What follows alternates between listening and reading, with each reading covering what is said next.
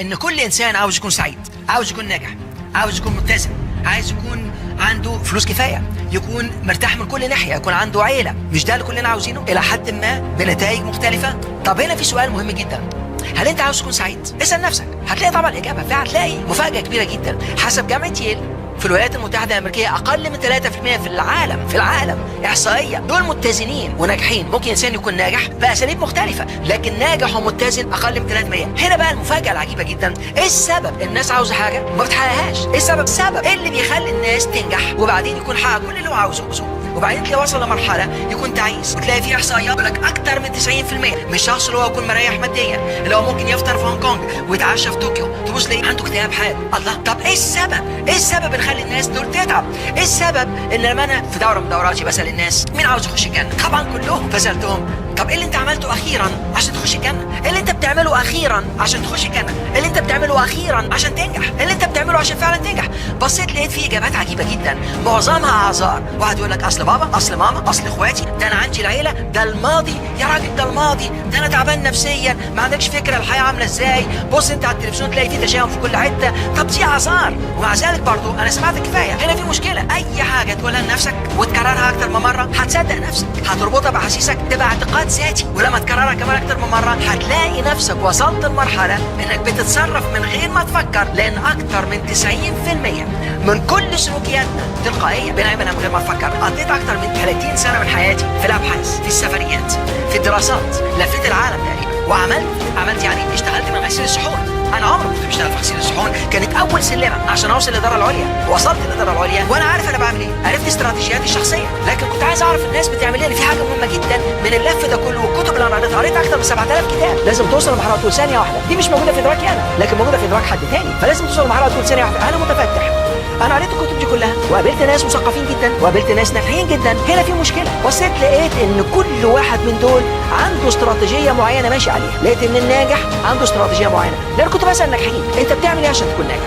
هل يا ترى النجاح سر؟ طب النجاح يعني ايه؟ انا في دوره من دورات معينه، كنا في بلد من البلاد اللي هي في امريكا الشماليه، وبعدين كان عندي حوالي 1000 شخص وبسال الناس النجاح بالنسبه لكم عباره عن ايه؟ واحد قال لي انا النجاح بالنسبه لي ان انا احقق ميزانيتي. طيب انت ميزانيتك كام؟ قال لي 25 مليون دولار. طب لو حصل انك ما حققتهمش يحصل ايه؟ قال لي هكون تعيس جدا. فده حقق نجاحه في ايه؟ بالفلوس. واحد تاني لقيته عمال يتنطط في كل حته وقالب الدنيا. قلت له انت بالنسبه لك وعمال يضحك كل حاجه، بالنسبه لك النجاح يعني ايه؟ قال لي النجاح بالنسبه لي ان انا اوصل لمرحله ان اعيش كل لحظه اكنها اخر لحظه في حياتي، لان ممكن فعلا تكون اخر لحظه في حياتي. شوف ده بيفكر ازاي وشوف ده بيفكر ازاي. فالنجاح له اكتر من 600 تعريف، كلهم بيفكروا النجاح ممكن تكون الفلوس، النجاح العلاقات، النجاح العيله، النجاح الراحه الروحانيه.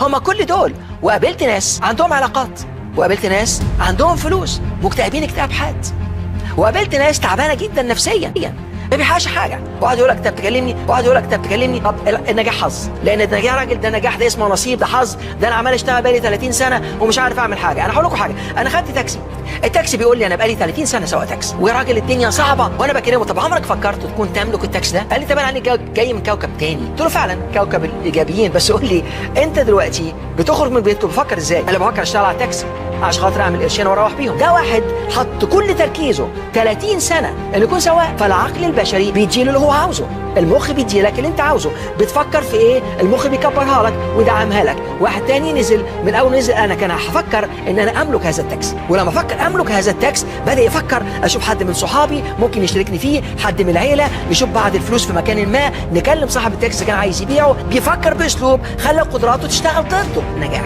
ايه قانون النجاح ده؟ بيقول لك النجاح ممكن يكون وسيله لنجاحات اخرى، والنجاح ممكن يكون من اسباب الفشل. لان في ناس بتنجح وبعدين ينسى نفسه، زي ما يكون لاعب شاطر جدا وكويس جدا وبعدين يبدا يتغر، ما يتدربش، فتروح منه البطوله.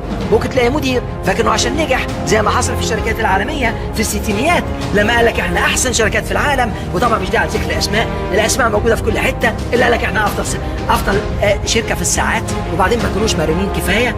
كانت النتيجه ايه؟ فقدوا مكانهم في السوق العالميه، حاول ياخدها تاني ما قدرش. فده الشخص اللي بالمنظر ده ينجح شويه ويروح واقف، اول ما يقف يلاقي نفسه بدا يتعب، يا اما يتعب نفسيا. تبص تلاقيه عنده فلوس. يعني عندي صديق شخصي الراجل ده عنده كل حاجه، يعني عنده شركه طباعه، والشركه الطباعه دي بتعمل حاجات عجيبه جدا، بتعمل باكجينج وبتعمل شغل جميل جدا. المشكله اللي فيه انه وصل لمرحله عنده كل اللي عاوزه وعنده فلوس كتير ما شاء الله عليه، بيعمل 25 مليون دولار في الشهر. حاولنا نحسده ما فيش فايده، ما بتحسدش. ده عارف ازاي؟ عنده 25 مليون دولار في الشهر وبعدين يقول لي انا تعبان نفسيا. تعبان نفسيا؟ طب ازاي؟ انت ناجح. قال لي ناجح في فلوس. اخبار عيلتك ايه؟ قال لي تعبان جدا معاهم. طب قال لي كيف حياتك الشخصيه؟ تعبان جدا فيها. اخبارك كيف حياتك النفسيه؟ تعبان جدا فيها. حياتك الروحانيه تعبان جدا. طب ازاي؟ طب ليه؟ هنا خليك تسال نفسك ايه السبب؟ ايه السبب ان الشخص ده نجح؟ باذن الله. يعني مهما حد قال لك، لو حد حاول ياثر عليك او حصلت لك تحديات نفسيه او تحديات ماديه او تحديات صحيه، مش ممكن اطلاقا هتسيب هدفك. دول الناس انا شخصيا اتعلمت منهم كتير جدا جدا في حياتي. بس في حاجه مهمه جدا، الناس دول نجح ليه؟ لانه اخذ بكل الاسباب وكمان حط عليها حاجه مهمه جدا، توكل على الله سبحانه وتعالى. ولولا كده ما يبقاش ناجح متزن. لانه ممكن انسان يكون ناجح جدا وعنده كل اللي هو عاوزه، حقق الفلوس حققها، حقق اهدافه اخذها، وبعدين في النص ابص الاقيه يروح محطم اهدافه، يا اما تبص الاقيه يضيع فلوسه، يا اما يتعب نفسيا. طب ايه السبب؟ اول ما تبعد عن خط روحاني خلاص بقى بقيت لوحدك. فاستغل المعلومات دي بقى عشان خاطر كلنا نوصل لبر الامان، ومن هنا نوصل لاعلى الدرجات، وانت تحقق اهدافك وتعيش احلامك.